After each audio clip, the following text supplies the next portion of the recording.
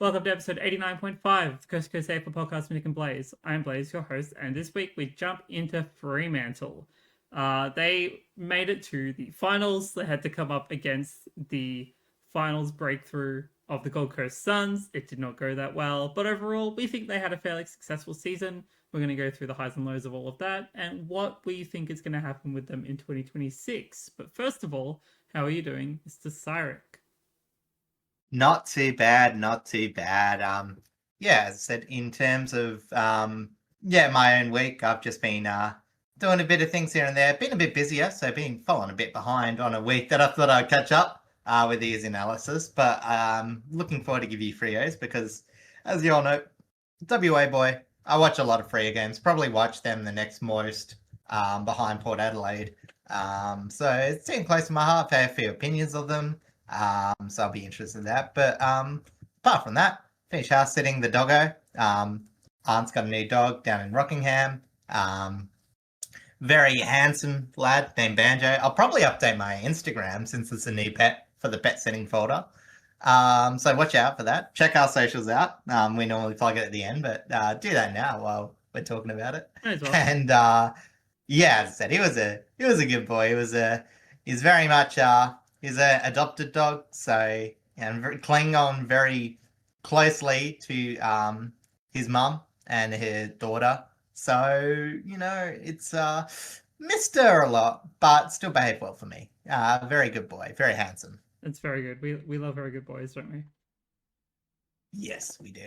Not much happening with me. It's an absolute stinker here in Melbourne as we're recording. This is top of like 42 degrees. I believe it's currently like 41, so it's a little toasty. Thankfully, my apartment holds the cold air in really well, so I don't have to worry too much, which is nice. So yeah, just spending my weekend chilling, not doing much. It's good. Yeah. All right. Shall we hop right into it? Yes, we shall. Yes. So as you can see, and as Blaze talked about earlier, we see Freo there, the old-fashioned logo mascot. I always try and include him. I think it was called Wolfie. If anyone remembers, show me on the comment. But yes, did get unfortunately undone by Swallow and the Suns as we look at their year. And it was a very weird one. They started off a bit, I don't know, they were a bit not middle of the road because they still got enough wins, but they didn't look absolutely threatening. In fact, I think a lot of people were calling for Longmuir's head after the massive Saints loss, 33-94. It was an absolute offensive stinker. Yeah, it was not a good game. But after that was what would be an excellent run. Only losing, I think, 3 games after that, 4 maybe. Round 17 against the Swans. Round 23 against the Lions. 23. And then the elimination final. Yeah. No, the Magpies. And the Magpies as well. The regular season, yeah. So, as I said, so they're absolutely a great run in form, and it wasn't just beating down lower opponents. They had some really good wins, like against the Giants at NG, against the Bulldogs at Marvel Stadium, a really big game that secured them into the finals. And as you can see in a lot of the columns on the right, it was their big men getting it done. You see a lot of Patrick Voss, Josh Tracy, a few GIA misses, not the hugest season, but there was a lot of games where they were just very close, but a clutch goal by a big man late often secured the win. Then they got to the elimination final, and it was almost all bears repeating. Luke Jackson, I think, scored a goal to put them level, I think it was. Yes. And then obviously the Andrew Swallow. It was a behind, wasn't it? It was a behind. David Swallow, not Andrew. Yeah, it was the behind that got him from draw level to the win, knocked him out of the finals. But against an upstart team, you had the feeling that both of them were about on the level in terms of skill. Unfortunately, as much as they, maybe were feeling a bit more optimistic because their back half was so good. As I said, unfortunately, their forward first bit of the season didn't allow them to get like a top 4 spot that may have helped them progress further on in the finals, had that double chance. But as I said, not a bad season. Few Freo fans may be expecting a bit more. I think most of them would be relatively happy, but as I said, I think mostly they were just not. They were a weird team to watch. They would always win, but never quite look overly convincing, bar a few games against lower opponents. Yeah, it's the Freo, especially over the past couple of years, have just been one of those teams that we know that they can be better, but they always just seem to be slightly above middle of the pack for a lot of cases. Yeah, I would say so. And it's like you can see where their flaws in the team come from. We'll go into the team balance in a sec, but I think it's just one of those things where it's very frustrating because I would say that 2024 was maybe a better season in terms of like statistical game plan, whatever. But they just lost all the close games. And with this one, they've definitely found it harder offensively to maintain scores. Their defense was pretty fantastic. And yet they finished better. So I think Fremantle are very much just a team that are thereabouts, and whatever luck the season has for you is sort of where they end up. Yeah, pretty much. Like the huge run that they went on was definitely like a huge upside to their season. They managed to figure out a ton of things that made them gel. They managed to make their big trio work up forward, especially with Patrick Voss. He's been a huge revelation for last season. Even with Jai Amos having some of a lot more quieter games than probably expecting of a man of his talents. Yeah. But the fact that like their midfield was insane, their defense stood up massively against some huge opponents. Like overall, like there's so much upside to what 2025 gave.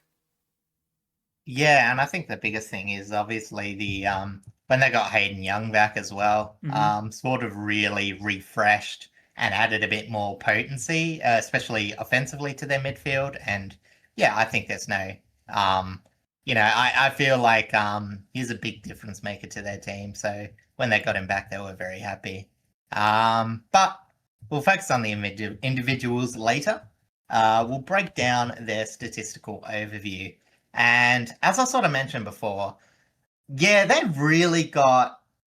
converted well. Like, I don't think their offense is as mediocre as I've prevented it in the stats, but I do think it's worth noting that a lot of their offensive stats are just pure mediocre. I won't be claiming they're one of the worst teams in the competition, but there are some concerns there. So we'll start off with goals, 12.5 per game, which is 8th. Shots, 25.5, which is 11th in the league. But they were working with far fewer inside 50s than most teams. Well, maybe not far fewer, but 52.5, which is 10th in the league. But big problem with Freo was some of their more conventional forward play. The inside 50 retention rate, so kicks inside 50, how likely they are to retain that possession. 45.9%, which is 13th in the league, so heading towards the bottom of the ladder. In fact, that should be a red. That is bottom 6th. Anyway, I might change that later. Time in forward half, they didn't actually have too much of, so they were definitely a back half team. So I think overall, the main thing is Freo just didn't operate in the forward half of the ground. Like, that's not where their strengths sort of lied. I think they were just getting enough, and then I think, just from watching him, it was just their ability to convert the clutch change that they needed. Because, yeah, as I said, everything else was really bang on mediocre. Change to score, 21.1, 8th in the league. Goals per inside 50, 23.8, 8th in the league. Score per inside 50, 42.2, which is 12th in the league. Offensive one-on-ones, they win at 27.9%, which is tied 9th in the league, and they go to one-on-ones on 11.2 times per game, which is 7th in the league. So overall, not that surprising to Freo fans, but very just existing. Yeah, and as the other stats tell you, like a lot of their game plan was centered around their defensive aspects, not necessarily their offensive aspects. So a lot of these stats definitely are not surprising at all. You would think though that something like inside 50s or even just goal scoring just in general might have been a little bit higher. But otherwise, I think it all kind of makes a lot of sense. Yeah, and as you mentioned, like they were a backup team because their defensive half score was 35.6 points per game, which is sixth in the league. So for a team that doesn't have much offensive capability, they still score from the back half. So I think that's sort of just a representation of Freo had they really liked some back half chain movement, and they would go aggressively when they thought they had the right matchups on the wings or anything like that. But as I said, when it comes to the more conventional one, these are the sort of more damning stats. Marks inside 50, 10.1 per game, which was 15th in the league. Mark inside 50 rate. Now, this will probably surprise you considering how tall they are. 19.3% for any kick to be a mark inside 50, which is 18th in the league. So I know it's counterintuitive, but there's a lot of times where like a big tall structure actually leads to less marks inside 50. Because defenders tend to pay more attention, like to bring the ball to ground a bit more. And often you need your smaller forwards, like we've seen with Collingwood, with Jamie Elliott. Even someone like former Docker who did that sort of role was Lockie Schultz. And in the back half of the season, Switkowski sort of played a bit of that role. He's not really a marking leader, but yeah, they did sort of missing a bit. So that's an area which needs a massive improvement. But they're really not a ground level inside 50 team. Their opposition tackles inside 50, they let them tackle. Basically, the amount of tackles they let happen in the inside 50 was 15.8, which is 15.3, which is 8th in the league. And their forward 50 ground ball gets is 14 per game, which is 13th in the league. So, as I said, overall, very mediocre, but in essence, in the context of the games, like it got what needed to be done. It's just how fickle will that be and how consistent will that be heading into 2026? Yeah, like the big question mark is that like, and I make this point a bit later on, is that like they need a lot of work with their small forwards. I think the forward line is their biggest issue right now. And the fact that there isn't really too much game going on at ground level, and the fact that, as we can see here, their marking rate inside 50 also isn't all that good, is where probably the biggest aspects of their offensive game need to improve. Yeah, just working out consistency. But we'll go on to defense, where I think Fremantle fans will see that, as I said, honestly, it's very solid. Goals against 11.5, which is tied 7th in the league. So not quite a premier defense, but what they were able to do is limit opponent shots. Opponent shots per game was 23.4, which is tied 4th in the league. I don't know if you call this surprising. Like, I don't find this surprising, but sort of against the grain of what you might say. Defensive one-on-one losses. 31.1% to lose a one-on-one, which is 15th in the league. And it went to defensive one-on-ones 10.5 times, which is 13th in the league. So they didn't have too many one-on-ones to defend, but they lost them quite badly. But as I said, I think it's because their defenders are more tuned towards spoils and intercepts, especially Alex Pearce and Brendan Cox are the pure spoilers, whereas Pearce and Luke Ryan tend to intercept a bit more. So their spoils, 32.8, which is third in the league. Their opposition chain to score, just in general, 19.5, tied 7th in the league, so still pretty good. Opposition score from defensive half, 28.5, which is third in the league. They are very good from defending from a pure setup.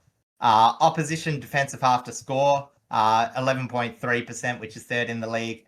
Opposition marks inside 50, they only average 10.2, which is 5th in the league. And the opposition mark inside 50 rate is 10.8, which is 6th in the league.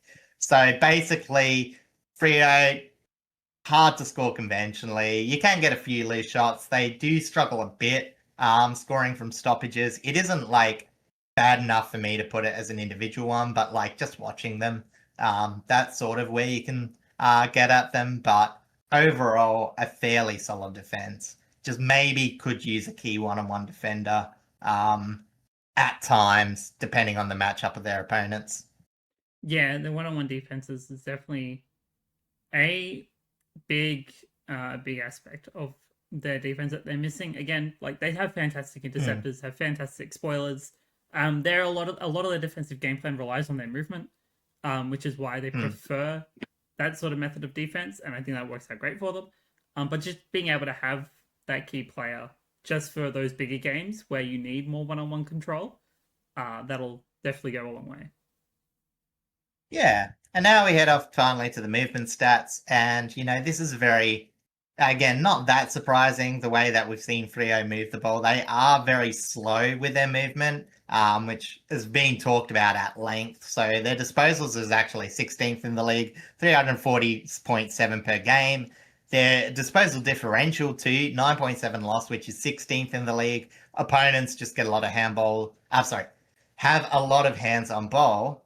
But the meters gain differential, they're actually at an 80.1 positive. So even though they'd lose the disposals more often than not, they're still able to get a positive disposal differential. That gets them 9th in the league. And their inside 50 differential is still a healthy 3.5 positive, which is 8th in the league. So Fremantle, if you've watched a Fremantle game, you sort of know they sometimes bring the game to a sort of a grinding halt. They make the game difficult until they can get their moments, and then they sort of go boots on throat. Unless there's, as I said, there's a few teams where they're just able to arm wrestle over them. A lot of their high meters games has been against, pretty bottom teams. Obviously, the Eagles doubleheader. They had the big win against Port, a few others as well. So not too many surprises there. Kick differential, I think, is very interesting. They operate at 16.2 loss, which is 15th worst in the league. But their kick meters gain differential is 124.7 gain, which is 7th in the league. So as much as they chip the ball around, because I think their meters per kick is kick meters gained is somewhere around in the middle. So basically it's saying, they kick at a medium length, but they force their opponents to kick very short. Yeah. So they're very good at stalling out, and that's why they're such a good team at defending the back half. Where they are more aggressive, handball meters gain differential. They're very good at getting meters by hands, 13.7, which is 5th in the league. Center clearance differential, they were first last year, dropped to 1.3, which is tied 4th in the league, but still very good. Mark differential is a 10.4 loss, which is 15th in the league. But again, when you're stalling your opponents, you do allow them to get easy marks. So I don't think that's as bad. The contested mark differential is 1.3 plus, which is tied 5th in the league. They do actually have some nice hands that they're able to kick it to. And as I said, in terms of movement, offensive opponents' ability to move from defensive 50 to forward 50 is 20.7%, which is 2nd in the league. And the opponent's defensive half to forward 50 is 28.4, which is 2nd in the league. So as I said, a very hard team to move against, but not too many killer offensive stats. Yeah, they're very much, again, as we've already discussed, they're very much a defensive-minded team. Can play some offensive, but not as much as you would kind of want them to kind of jump to that kind of next level they need to be at, really. Yeah, and as I said, not stressingly, we're going to talk about him a bit later, but there's that key person. But when you look at the other midfielders, like Sarong, he's really good. He's defensible on both sides, but he's a bit of a ball burner. Brayshaw? Same with Brayshaw, and even the young ones that they try and put in. Matt Johnson sort of lifted throughout the year, but he's still not the most accurate kick going around. And Erasmus just sort of, he's a big cleaner, but he doesn't get enough of the ball. So, as I said, there's really good aspects to their midfield. But I wouldn't say cohesively it's the most threatening unit going around, even though individually they have some pretty elite players. Yeah, there's definitely midfields in the league that are a lot better, not just in terms of talent, but in terms of like just raw skill sets that are better than Freo's. But I think Freo's are almost at to the level that they need to be. I think they're just missing maybe one or two players. I think the retirement of Nat Fife, as much as he wasn't exactly able to get on the park all the time anymore anyway, Yeah. probably doesn't help. But if they're able Yeah, to you keep just like lose Hayden that Young, versatility. if they're able to keep Hayden Even Young like a healthy, Walters. yeah, Michael Yeah. Walters retiring also doesn't help. Like just Hayden Young, keeping Hayden Young fit, and then finding just that other kind of player who will kind of fit that Yeah. specific niche spot. That would solve a lot of their Yeah, midfield issues. because as I said, it really depends on how you view Jai Bolton's 2025 as well, because he was actually fairly solid in some of the stoppages, especially centre bounce. Probably actually centre bounce more than stoppages, but he definitely is definitely one of those players that goes a bit too in and out of him. I don't think he has as much impact in the centre as he does sometimes for Freo down the ground. Like, I always said, like, Shai Bolton, it was probably good at the end of the day because with the rise of Murphy Reed, like, Murphy Reed had that half forward to centre where he had like a huge amount of impact. Yeah. Where Shai Bolton was only really dangerous, really, really deep or at centre bounce. So together they meshed well. But I think they were hoping Shai Bolton would have a bit more around the ground stoppage clearance. Correct. Which is a why something that he was not giving us at Richmond. Which is why he went. Yeah. Part of the many reasons why he went to Freo. Yeah, but again, not trying to single him out, but I'm just saying, like, as I said, that's where they look for it. They'll probably look for something different next year. But how will they do that? What are the list changes as we go to 2026? Well, there actually isn't too much in terms of the list changes. It might look like a lot, but there actually isn't all that much that they've changed. So on the outs, Liam Reedy has made his way to Carlton. We touched on that in the Carlton episode. And Will Brodie has gone to Port Adelaide. Delisted is Odin Jones, Norwegian's GOAT, Jack Deline, and Quinton Narkle, retiring officially after this delisting as well. And then retirements from the clubs themselves is Nat Fife, Michael Walters, and James Aish. Yep. And as we... go on. No, go on. Oh, it's all right. As we go to the ins, one of the big ones that they traded and a player I think will make a bit of an impact, Judd McVie, in from Melbourne, highly touted youngster that requested a trade, so great pickup for them. But in the draft, they had a bit of work without having too many top picks. They picked up Adam Swede at pick 25. I'm not sure if that's how you pronounce his name. Swede. I think it's hopefully we'll learn. Swede. Sounds like Swede. Swede, okay. And then we've got Tobin Murray at pick 40.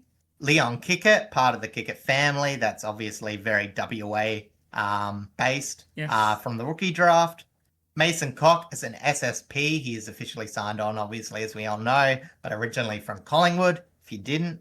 And then for the Cat B rookies, they picked up both Ryder Luke and Toby Wan. Very, very interesting draft signings.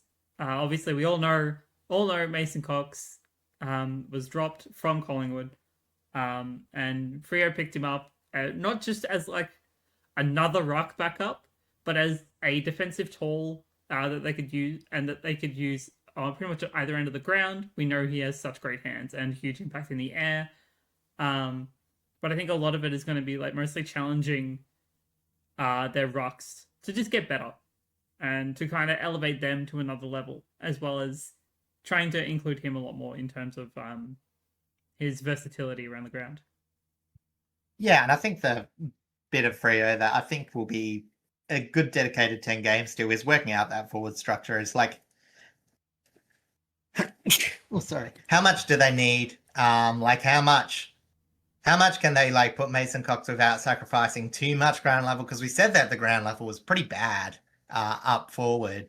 So, it's like how much do they want to lean into this as a strength versus the versatility of maybe putting some younger players in better positions. Obviously, Murphy Reed was such an impact, but he was almost more damaging as a midfielder as he was a small forward. And then you had that bit more variable, but still fantastic for his age, Isaiah Dudley. Yes.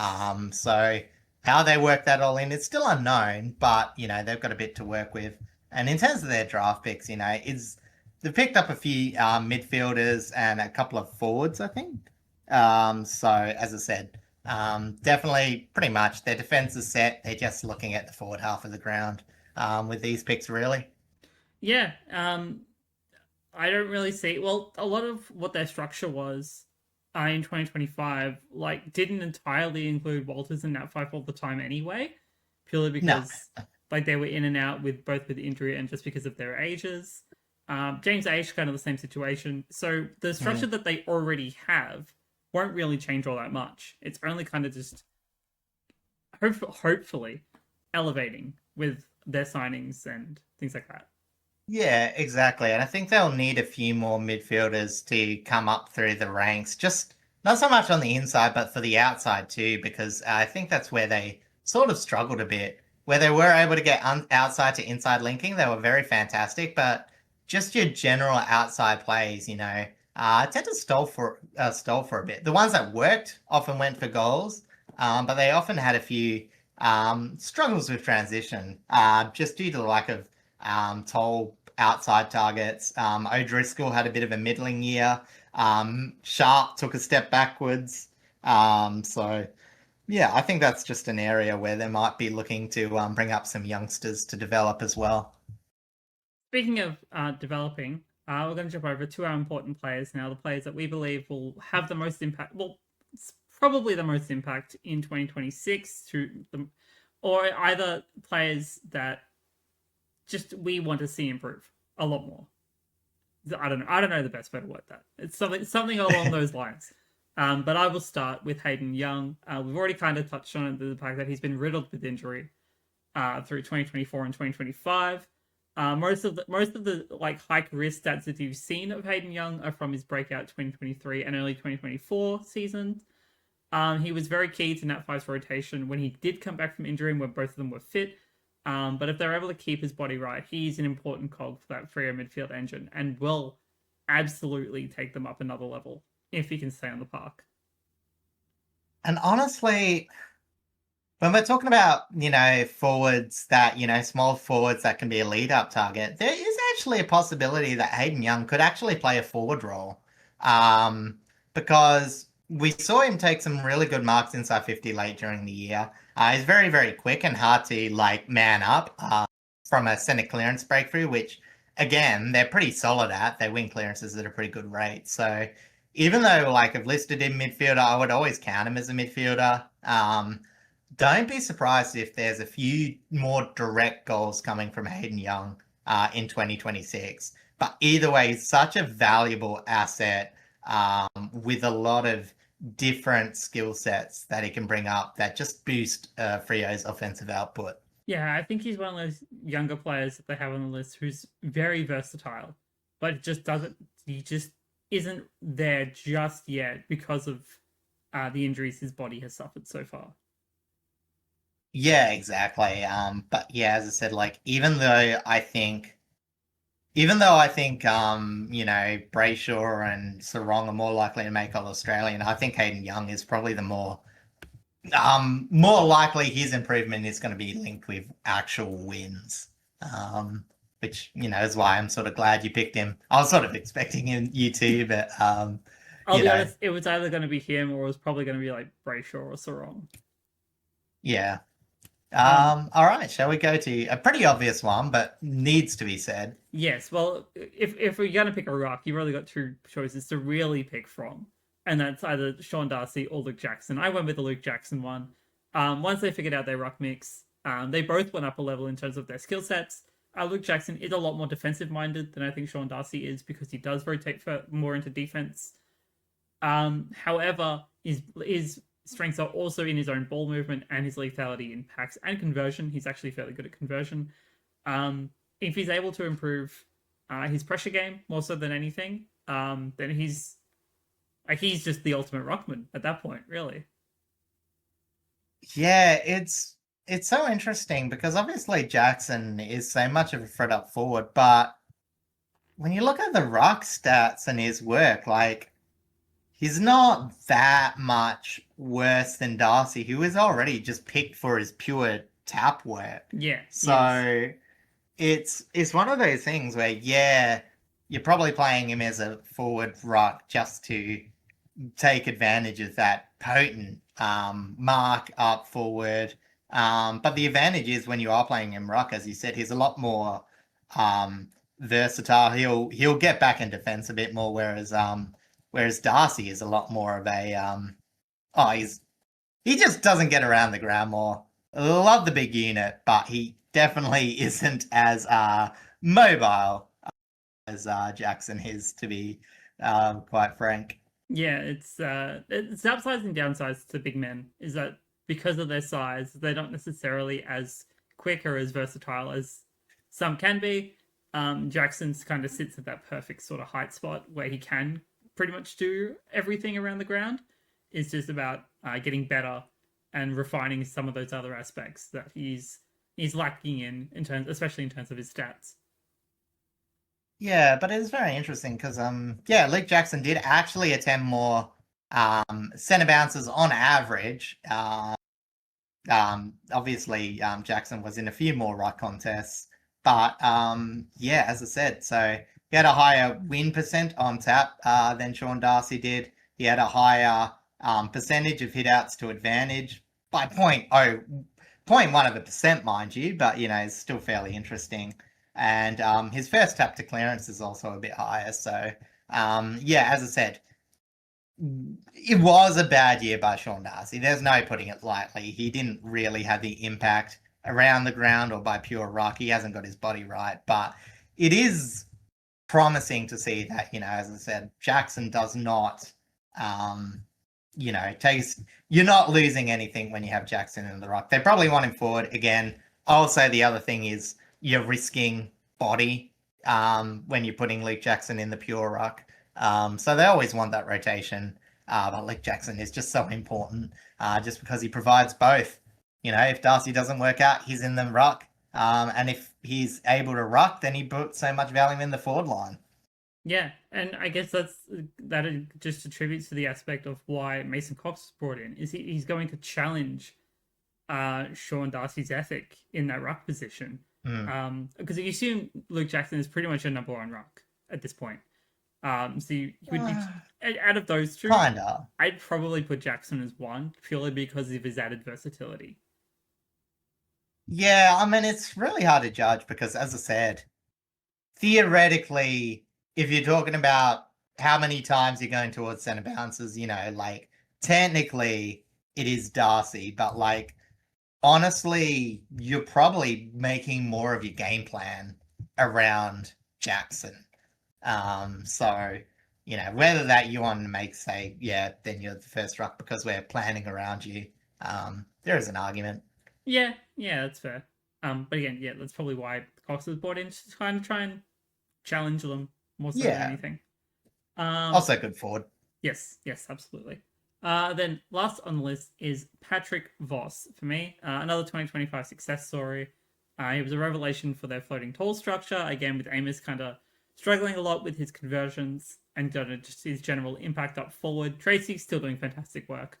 Patrick Voss came in and just absolutely secured a ton of really important games for them just by purely existing in that forward line and being able to convert.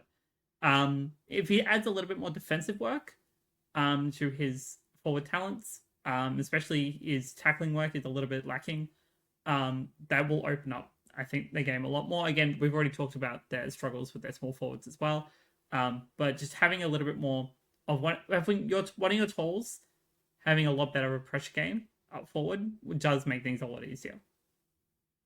I think it might be a bit harsh there, or maybe you're going off match as you go, because his tackles inside 50 is actual equal first for Freo.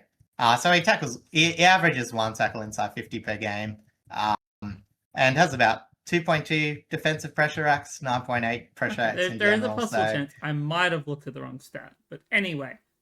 No, it's all right. Good pressure but I know what you mean. It's still needed. I think pressure for Freo is still needed. I think it's actually probably more Patrick Voss can continue to provide that sort of pressure. Because as I said, I would actually say it's more Jai Amos that doesn't quite have enough pressure when it's not involved in games. Oh yeah, that one's a given, to be fair. Yeah, exactly. So maybe it was just a mixed up point because I again, like I said, I watched Fremantle a lot. I'm actually very impressed with Patrick Voss's pressure at times. So Oh, that's good. um, yeah, as I said, so yeah, very important. Accuracy is always, one of his banes at times. He was a lot better this year than he was last year, but still going at 54.4%, which is pretty much bang in the middle for their actual goal scorers. Um, Shy Bolton being the only one worse at a 35.9% accuracy. Yeah, so yeah, as I said, yeah, very interesting player. Personally, for me, if I was going to pick a forward, it would be Michael Frederick still. Oh yeah, Is still very much on the cusp of, yeah. I don't you know. know, I don't know what's going on with Frederick. Like that's a weird he, situation. he looks really good, gets goals at times, is very fast, and he provides some, pace and aspect. But again, it's just that lack of pressure, um, just in general. And I think you're not getting as much value for his time on ground than other players. And I think the next person who I'm going to talk about is going to put a lot of pressure on his spot because you absolutely need him in there. It's general forward Sam Switkowski. He is very much rated by Freo and probably WA fans. They know how important it is. And he had slight injury affected 2025, but he really ramped it up at the back half of the year. And honestly, his inside 50 retention rate is pretty much league best as a forward. It is 82.1% for any of his kicks to be retained in the forward 50. And it's not like a player who's not taking all that many kicks. He still averages as much as most small forwards do.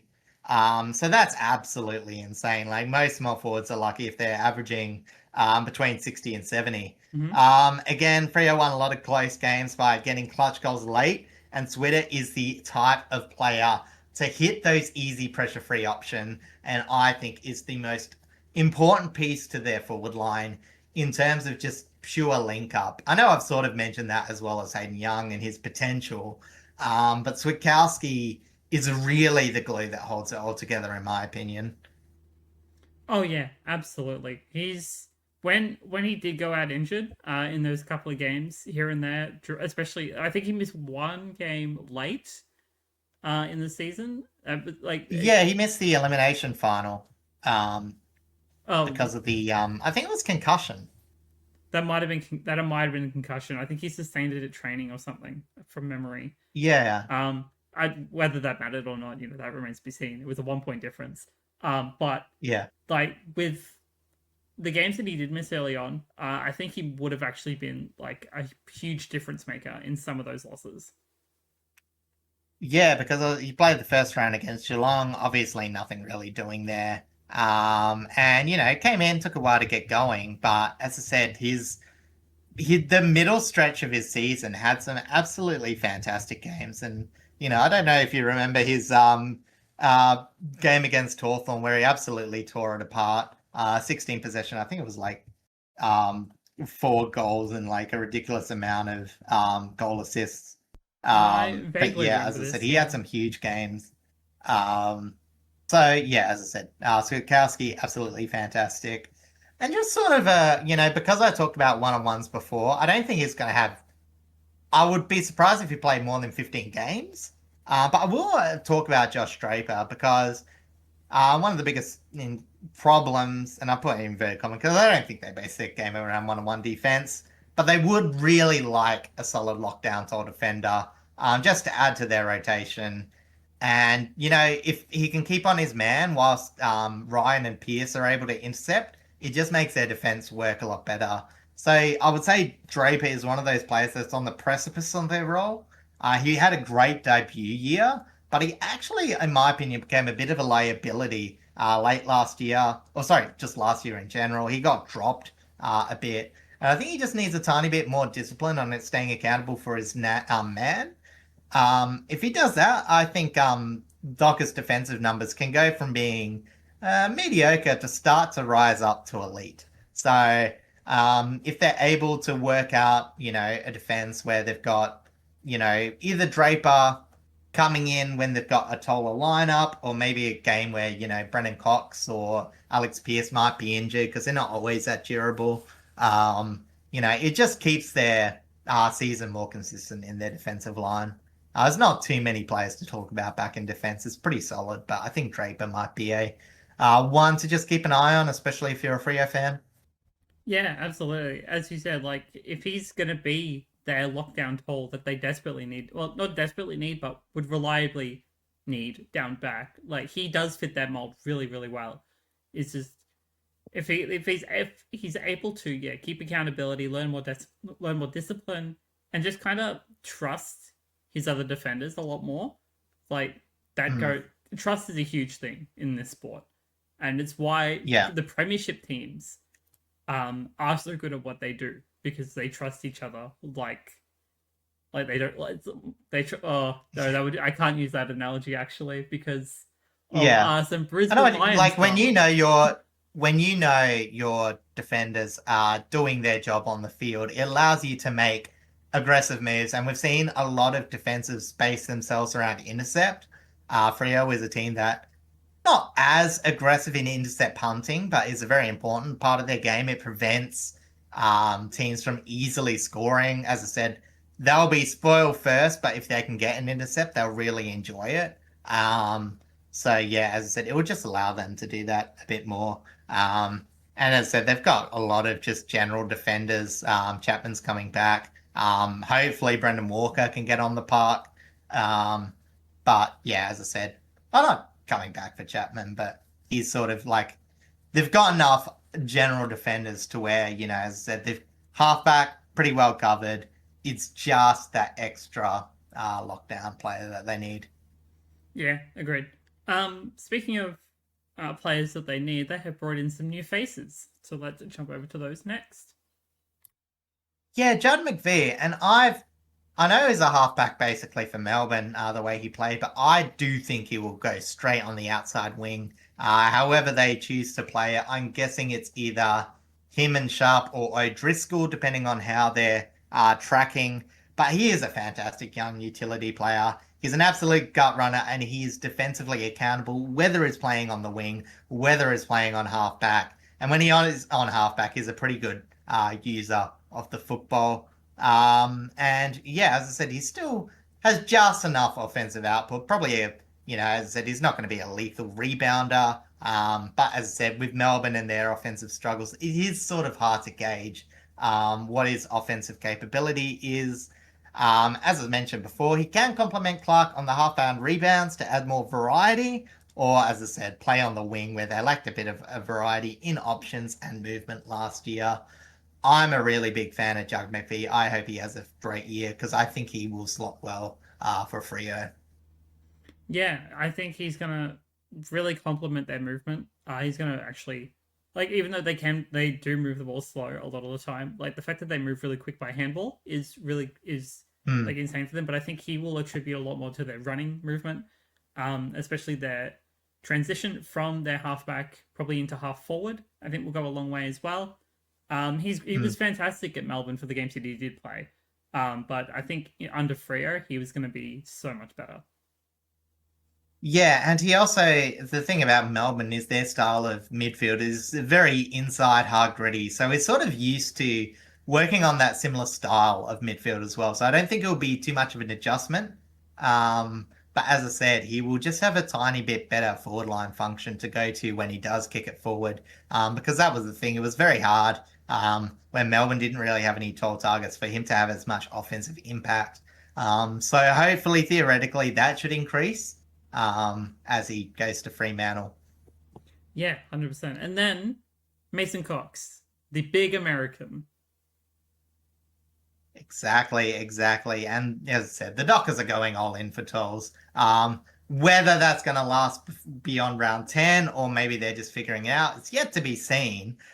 But Amos, Voss, Jackson, Tracy, and Cox all in one team. The big yank of all those players is mainly for the great value as ruck depth, especially if Darcy goes down. He's a very vulnerable player and increases their forward line flexibility. And he does seem to be working hard to be like, I'm not just a depth player. Like, he wants to be in that starting 22. Again, it is so hard to see how it's going to work. With that 5-player bench that's now in, they could just be like, okay, maybe we're not going to have a sub per se, but most games we will like, maybe they'll just play Darcy 50% of the game, play Mason Cox like 40% of the game.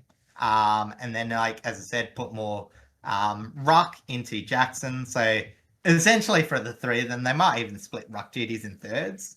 Again, this is just theory, Bowl. But, as I said, like with this new 5 sub rule, not sub, 5 interchange rule, it'll be interesting to see because, as I said, I think Freo are definitely deliberately trying to use that to go all in on the tolls. Like, it's less of a risk when you have 5 on the bench because you can essentially just sub a big man off if it's not having the required impact.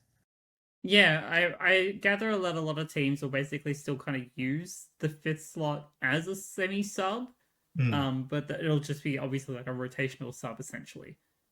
Yeah. Which I think is going to be a lot more efficient in terms of how the game flows and just how players are looked after. Yeah, exactly. Like, I think we'll see a lot of players just like, you put the youngsters, and it's good because it's like you'll be able to play the youngster at the start, have like a normal rotation, and then like at a certain point, it's like, okay, you're starting to get a bit gas, you start to like a bit of impact. We're just going to sit you down for the rest of the game instead of, trying to come early. And then, as I said, you might not get that best player at the end. Maybe a few teams will decide to. But yeah, as I said, but obviously that doesn't apply to Fremantle as much. I do legitimately think they are going to experiment with that, so keep an eye on it. But it will be interesting, nevertheless. Oh, very much so. But let's jump over now to our reasons for optimism. And, as I said, I think Freo have found their formula for 2025 to take into next year. Compose bowl years and defensive efforts to tire teams out, whilst their tolls deliver the coup de grace at the end of games. That was their MO last year. I think they're going to do relatively the same thing next year. Very high end talent and levels in the midfield unit means that they don't get exposed too often defensively. I know they do leak a few from stoppages, but I do think that's gone better over the years. Yeah. And they tend to have enough supply to consistently win matches. Like, Freo are a team that definitely just have enough of what they're doing to back themselves in. Yeah, 100%. And I kind of say a lot of similar stuff. They had a fantastic 2025 and they look to carry that into 2026 as long as they have minimal injuries. Which will attribute to their fantastic core. Again, Hayden Young kind of being that key player for me, with the quote unquote injury issues. But their outside players, as long as they continue to hone their skills, that'll give them the push to pretty much make top 4. The only issue that I do see, and we'll go to that in a minute, will be along the forward line. But in terms of the rest of what Freo offer, like their midfield and their defensive structure, apart from obviously the key lockdown tool that we've talked about, they're fantastic. And can easily go, I wouldn't say can easily go all the way, they can easily go to another top 8 finish this season. Yeah, exactly. And I think you're right. Like, I do see where their depth is developing. And I think last year compared to 2024, I know, like, statistically wise, I did say that they were better. I think in terms of list group, the lists that they put in week out were a fractional bit better than the year before. I think they just got a few more impact from their older players that just dropped off in 2025 versus 2024. But they patched it up really well. And if they can continue to grow, that's just going to add to their depth. Yeah, absolutely. All right, jumping over to our reasons for pessimism. Yeah, and I think there's a bit of a hidden fragility to the Dockers, and I know we've talked about it, so obviously you're probably not too surprised. But, as I said, they're still a relatively young team, which is 10th and 13th for age and games played experience. And I would say their stars didn't actually improve that much from 2024. I would say Jackson probably improved a bit. Sarong and Brayshaw probably had similar outputs, a few quiet patches. But, as I said, their output was pretty much the same. So, as I said, all this being said together, with the youth of the team and, you're probably getting what you're expecting from all the core players is that forward line play. Like, how sustainable is it in the long run? Especially when a lot of their players had some very up and down years statistically. As I said, Shy Bolton and is a fantastic example for that. Again, not having a go at him because he's a rookie player. Isaiah Dudley, definitely had the matches where he had a lot of impact, but then went really quiet. So as I said, those younger players, you sort of expect that. And then obviously, your Swikowski, coming in and out for an injury. Michael Frederick, Jai Amos. There is just so many question marks in that forward line. And I just don't think you can safely say they're 100% going to score goal next year. Yeah, and I pretty much echo the same sentiment. Like their smalls are still quite young and inexperienced, but their three-point totals are serviceable. Bar Amos, again, he goes missing quite a lot. But it's a lot better than what you kind of expected. Like he has impact, but doesn't have enough impact where you kind of need him to. But the smalls is definitely the parts that they need more experience and more prep into for this season, because I think that's where they lack the most. And you've already touched on all of the players that kind of meant to fill those roles and kind of solve that sort of issue. The one thing that Freo really don't want is to become Sydney, where their midfielders become the leading score conversions. Yeah. That's what you want to avoid. Yeah, because as I said, as much as we're looking forward to Hayden Young, we don't want him to be like as I said, that Isaac Heaney where he's making up for worse forward play just by being a dangerous and talented individual. They want them to be able to get some more general goals rather than, aiming for their best play. You know what I mean? Yeah. Because they were very much a sit and wait team, and that did stall their offensive capabilities, slowed the game down, meant they didn't score too much against quality oppositions. And, they just want something that's not likely to capitulate like it did in a few games in 2025. Yeah, and don't get us wrong, there's nothing wrong with midfielders pushing up and scoring goals. Every team does it. And obviously, goal scoring is kind of the key thing to winning games. But that's what you want your forwards to do. It's why Josh Tracy and Patrick Ross have had such a fantastic 2025, because they were doing everything that a tall forward is required to do, give or take. But just getting the rest of that forward line up to their speed would solve so many of their issues. Yeah, exactly. So, as I said, I think overall, in terms of our final verdict, I don't think it'll be too dissimilar from last year. I think we know where Freo's at. I think there's a few people saying that they're going to progress, and I'm not actually sure that they will, but I do think they have enough talent and structure to be good. But as I said, I just doubt that they're top 4 material myself. If their youth develop, I can see it maybe happening, and I think there's still a solid team, especially on the road, which helps in a general season. So I've got their predicted range 4th to 10th, which again is pretty wide, but as I said, I do think there's a bit of, I think people are underestimating how young this team is, and how much that their form just is able to fluctuate. But again, enough talent that I just don't see them missing the soft finals. But as I said, I'll put 4th in there. I really don't think they're going to make top 4. But that doesn't mean I'm that pessimistic on Freo.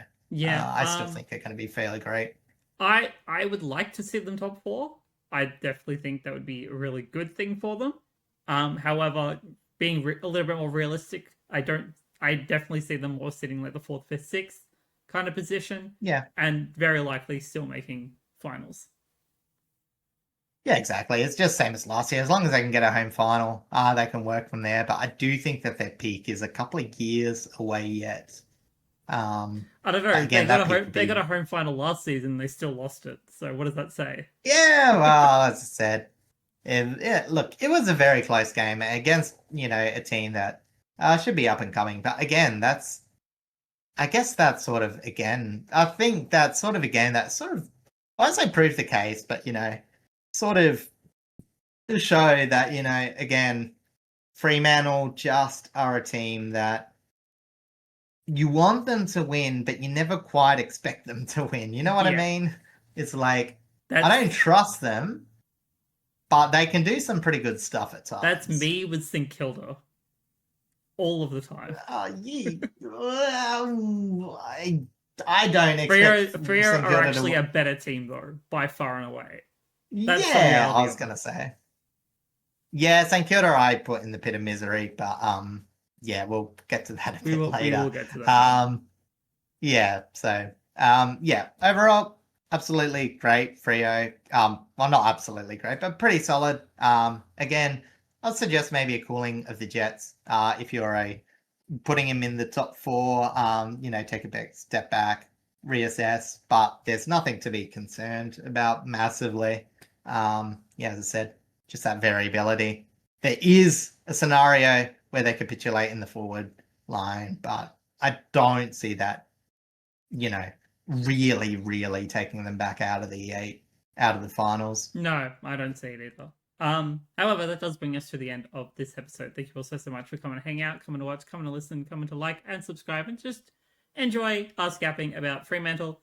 Next week's episode will be on Geelong, which we're actually about to record, as this will be a double session. So stay tuned for that. We're looking forward to trying to get through the rest of these. We're about to hit February, which means that preseason will be starting very, very soon, which is very exciting because we're finally going to have footy back. I'm so excited. Fun fact, Absolutely. I actually looked at this earlier today. 37 days until Tasmania play their first VFL game. Wow. And I'm not even going to be in the state to go and see it. I'm going to be in... Actually, neither of us are. Because it's the 7th of March. Neither of us will be in our own state. Yeah. Yeah, we're going to be in Queensland. So yeah, as I said, we hope that the debut of Rum Tum Tugger goes very well. Hope he kicks 8 goals. And if they don't allow the mascot to play, I am boycotting Tasmania. I think they should be allowed to just debut him on the field. Yeah, it's an extra rule. I think in this case they should. I think just in football in general, you should be allowed to have your mascot on the field as an extra player. Yeah, you know what? Maybe for the preseason. Only for the preseason, I'll allow that. Only for the preseason, yeah. But yes, thank you all so much, and we will see you all in next episode. Yeah, take care.